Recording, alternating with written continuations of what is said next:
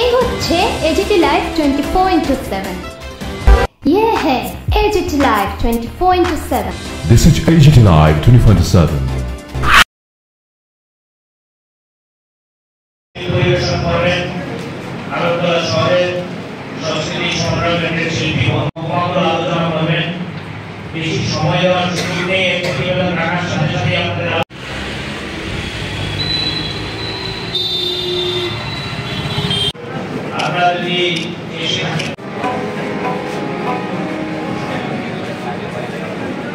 Autorickshaw workers union রাজ্য নবম সম্মেলনে সভাপতিমণ্ডলীর সম্মানিত সদস্যরা, এখানে উপস্থিত সারা রাজ্য থেকে প্রায় 3 শতাধিক প্রতিনিধি যারা এসেছেন, আপনাদের সকলকে আমি CI2 ত্রিপুরা রাজ্য কমিটির পক্ষ থেকে অভিনন্দিত করছি। 2018 সালে বিজেপি সরকার প্রতিষ্ঠিত হওয়ার পর যে সরকার সঠতার সকল রাস্তাগুলোকে অবলম্বন করে ত্রিপুরার মানুষকে ভুলভাবে প্রতিশ্রুতির বন্যা বইয়ে দিয়ে যারা সরকার গঠন করেছিল, তারা ভেবেছিল যে বামপন্থী গণতান্ত্রিক আন্দোলনকে যদি দুর্বল করতে হয় তাহলে ত্রিপুরা রাজ্যে পরিবহন শ্রমিকদের শক্তিটা অত্যন্ত মজবুত। আর এই পরিবহন শ্রমিকরা যারা ত্রিপুরা রাজ্যের গণতান্ত্রিক আন্দোলনকে এবং শ্রমজীবী মানুষের আন্দোলনকে শক্তিশালী করতে গুরুত্বপূর্ণ ভূমিকা নিচ্ছেন, তাদেরকে যদি দুর্বল করা যায় তাহলে পর ত্রিপুরায় বিজেপি শাসনটাকে আরো বেশি সেখানে মজবুত পাকাপোক্ত করা যাবে। এই লক্ষ্য নিয়ে বিজেপি সরকারে আসার পর প্রথমেই আমরা দেখলাম বামপন্থী আন্দোলনের যে অফিসগুলো আছে সেগুলোকে একের পর এক ধ্বংস করা হয়েছে, ভেঙে দেওয়া হয়েছে, অথবা সেই অফিসগুলোকে জ্বালিয়ে দেওয়া হয়েছে।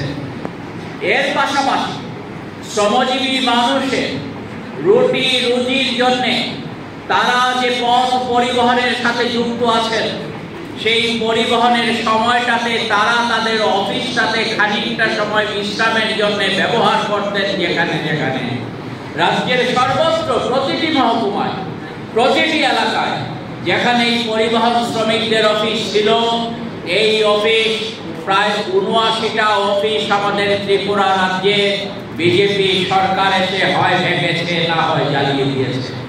শুধু সেখানেই সীমাবদ্ধ থাকলো না, তারা এসে ত্রিপুরা রাজ্যে পরিবহন শিল্পের সাথে যুক্ত যে শ্রমিকরা গণতান্ত্রিক আন্দোলনকে শক্তিশালী করতে ভূমিকা নেন, তাদের উপর অর্থনৈতিকভাবে আক্রমণ নামিয়ে আনলো।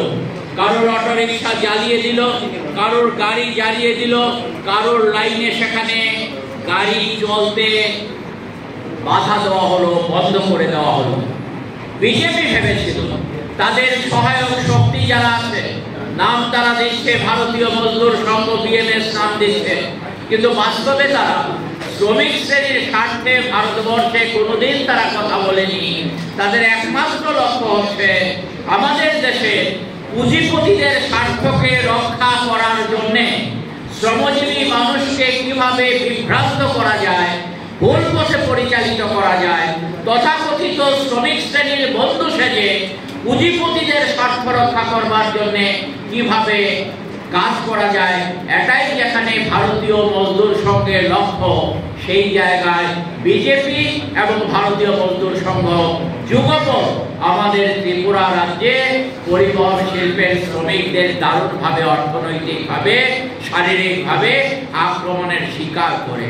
এবং এর ফলে তারা ভেবেছিল এই আন্দোলনটা দুর্বল হয়ে যাবে, পরিবহন শ্রমিক যারা আছেন তারা বাধ্য হবেন ওই বিজেপির সাথে যেতে, BMS এর সাথে যেতে। তারা এটা ভেবেছিল যে এর মধ্য দিয়ে ত্রিপুরা রাজ্যের গণতান্ত্রিক আন্দোলনকে তারা দুর্বল করতে পারবেন। কিন্তু আমরা দেখলাম তারা মূর্খের স্বর্গে বাস করছে।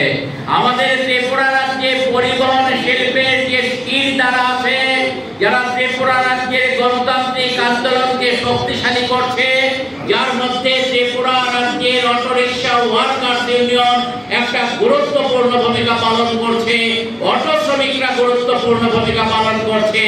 তাদের সাহসী দৃঢ়তা, এই দৃঢ়তাকে তারা নিচু করতে পারেনি। বিজেপির পক্ষে সম্ভব হয়নি, বিএমএস এর পক্ষে সম্ভব হয়নি।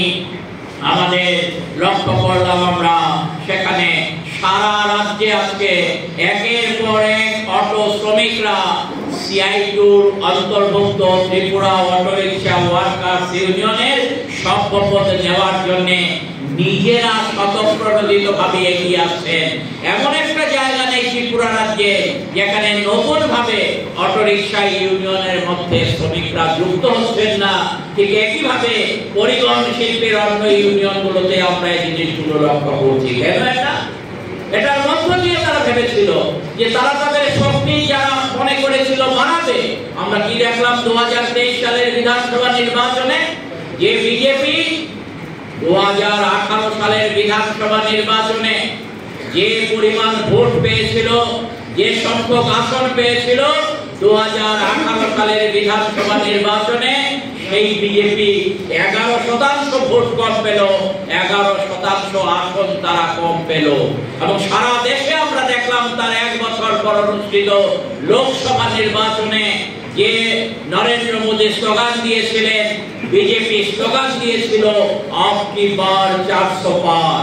303 আসন ছিল তাদের লোকসভায়, তারা আওয়াজ তুলেছিলেন আমরা 400 আসন অতিক্রম করে যাব। ভারতবর্ষের জনগণ তাদেরকে শিক্ষা দিল, না তোমাদের বারন্ত আমরা মেনে নিতে পারি না। 303টাকে কার্টেল করে ছেটে দিয়ে মাত্র 240টি আসনে বিজেপিকে জয়ী করলো ভারতবর্ষের মানুষ। তাহলে ভারতবর্ষের